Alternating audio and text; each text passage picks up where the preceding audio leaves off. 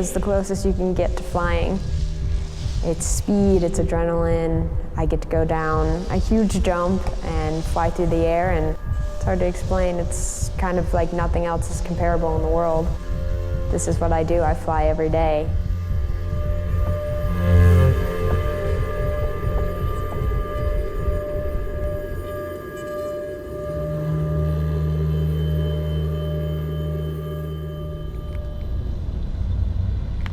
I had a pretty bad fall in 2013 leading up to the 2014 Olympics, and I've kind of struggled ever since with my right knee. I've had 5 knee surgeries on that one. It's really hard. It kind of drains a lot of energy. It drains a little bit of that passion that you have for the sport. I mean, you want to love it so much, but it's like it's hurt you and caused this pain that you have on a daily basis, and that's really hard to overcome.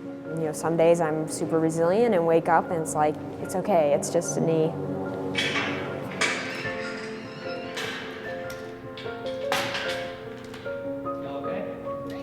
When a skier can come in here and spend 2 minutes in the air, that's equivalent, if you do the math, of a year or 2 of actual jumps on the hill.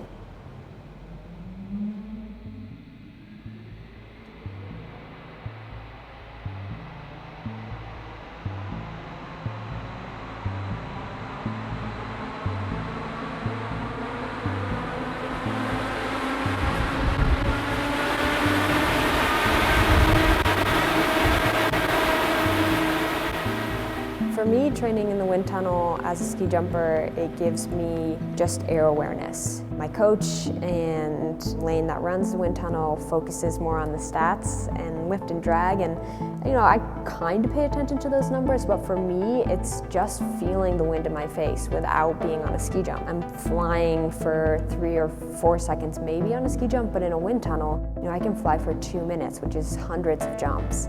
You can just feel the wind and how it affects your body, and there's just this brain recognition that you can sense and get more in touch with your body movements, and that's what I take away from the wind tunnel. A lot of forces going on. You've got acceleration, you've got air pressure, drag, and gravity. The athlete essentially starts from zero speed, zero anything, and they accelerate to a speed of about 55 miles an hour within a few seconds. Within those few seconds, they are speeding down the ski jump, and then they get to a place on the jump that we call the radius. And within the radius, they usually feel about 1.5 times their body weight, just because of the angle changing from about 37 degrees and gradually decreasing to the takeoff, which is -10. So in that time, it feels like someone's trying to push them lower into their, what we call interim position. They're trying to resist that force as well as the air pressure that you would feel at 55 miles an hour. It's extremely fast. They have about 1/10 of a second to execute when they get to what we call the takeoff.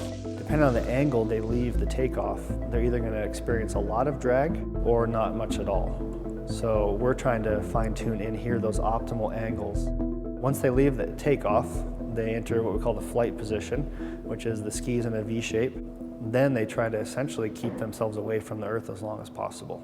They are feeling pressure on the skis, drag and lift, as well as their body. So here we have a really objective way to say, need to change it this way because this is going to make your numbers better, whether it's more drag, less drag. So it's accelerated learning for the athlete. So back to 55. 60 is a little too much. It's fun to fly in 60, but it's a little hard to change things. Yeah. It's just a little bit more unstable. Are you watching the numbers? A little bit. Okay.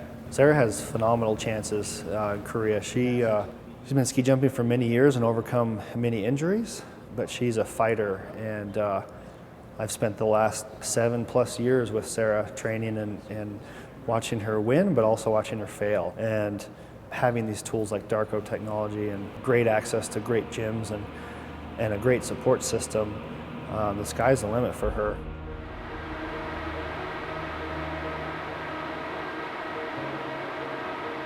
Growing up, I was never scared. I never had this feeling of fear. I think after my injuries, I've gotten I've had moments of being scared just because I know the consequences now, and it's not even so much the pain, it's being taken away from my sport again. I don't ever want to experience that again.